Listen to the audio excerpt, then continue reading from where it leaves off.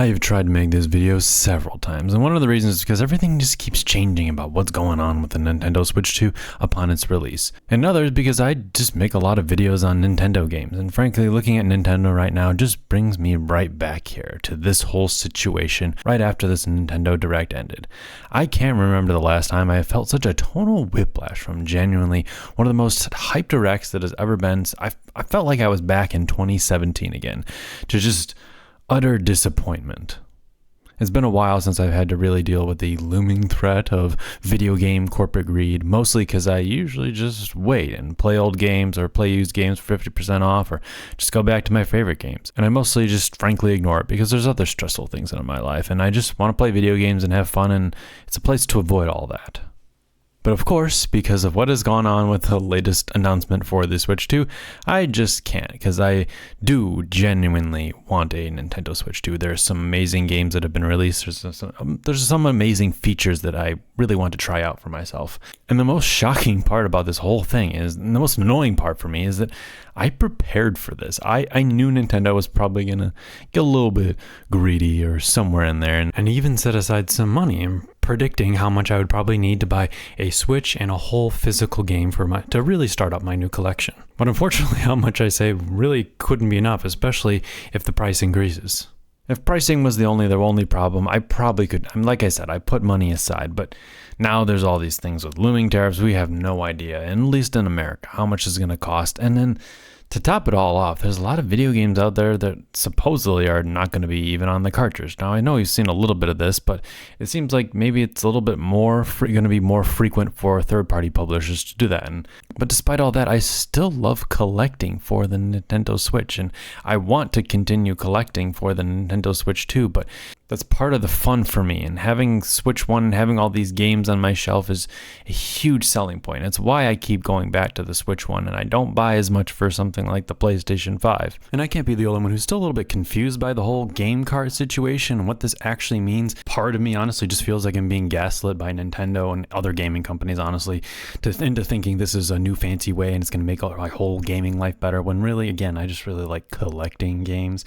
And I did see this graph which compares the Nintendo Switch 2 to the Switch, the Xbox, and PS5 on Reddit. I know, but it was just showing which games are actually playable fully with the physical edition, and it also justifies every time I've purchased a game on Steam for my Steam Deck and PC together, because sure, it ends up being digital and might have some of these same problems, but at least you have the freedom to do things like mod your game and whatnot that make buying digital at least seem a little bit more worth it. I know this has just been kind of a bit of a lot of complaining, and I don't expect you to give me any answers or even respond to this. I just wanted to complain a little bit. That's all it is. Just a little bit of an unsolicited therapy session on my part. I think I'm just really worried that the price is going to increase dramatically for the Switch 2, and that never sits right to me, because then if this thing goes up to $700, then I'm going to feel like I'm getting not only scalped by eBayers, but scalped by Nintendo themselves, and that's just not a good feeling. If you told me the price is what it's worth is $450 and you end up being much more than that, then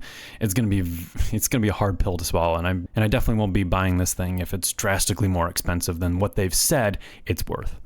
That all being said, I am still pretty excited about the games, and I did want to talk a little bit more about the games and what was actually announced, and because I'm still excited about a lot of things, because this is not a problem with the games they announced themselves, and the people who've been working on these games just have such incredible creativity as usual.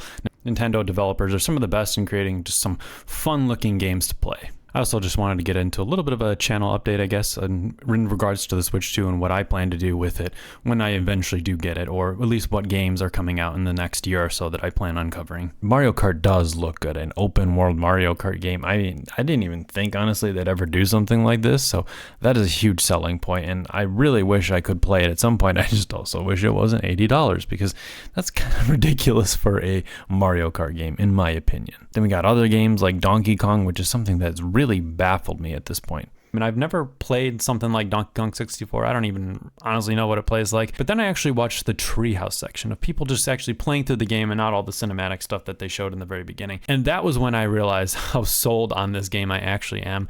This is the first game on here that will probably make me look like a hypocrite, because honestly, it's the first game that is coming out more newly for the Nintendo Switch 2 that I'm actually really excited for. I'm doing a lot of collectathon stuff, but also it added this real cool element of a lot of destruction, which is something they probably haven't really been able to do in games before that. So seeing all of that in this game is really what sold me. It just looks so satisfying to smash through, and I promise you, if you're a little lukewarm on this game and you haven't watched the Treehouse session of this, I really implore you to go do that, because that's actually what sold me on this more. The gameplay loop of this game looks immaculate and looks addicting, and I was getting addicted to just watching it, so playing it is probably going to even be more so. We also got a full 3 whopping seconds of Silksong, claiming that it's a 2025 game, but honestly, I don't believe that for 1 second. But it did make my heart flutter, even my face drop even more than almost anything else on this entire list of games that's been announced. We also got confirmation of Kirby Air Riders, which I'm actually looking forward to, as Kirby Air Ride on the GameCube was my second favorite kart racer type party game to play with my friends on the Nintendo GameCube. And knowing that Sakurai is going to do this, I mean, it kind of made sense with how the trailer was. I knew it was going to be either some weird Smash spin-off thing or a Kirby game. But I know this game will probably look pretty. I don't know really when it's going to end up coming out, but I am looking forward to seeing what they do with this Kirby Air Riders franchise.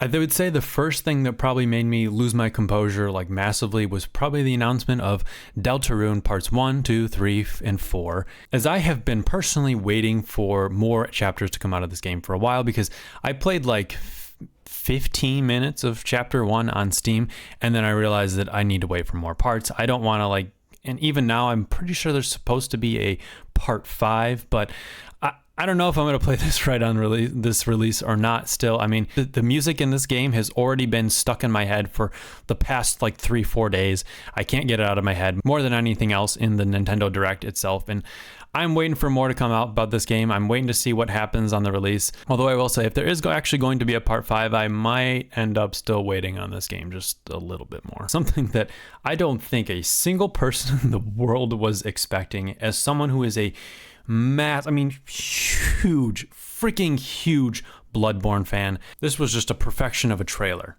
Especially considering, I mean, they knew no one was expecting that we'd get Bloodborne 2, but not Bloodborne 2 from a Nintendo Switch 2 Direct of all things. The art design and the world just look impeccable. The pure gothic steampunk beauty. We even got a discount caveman Iron Man or something like what is going on with that? I don't know. It looks like you can play as a vampire, or that's a part of this game as well. There's a titty frog.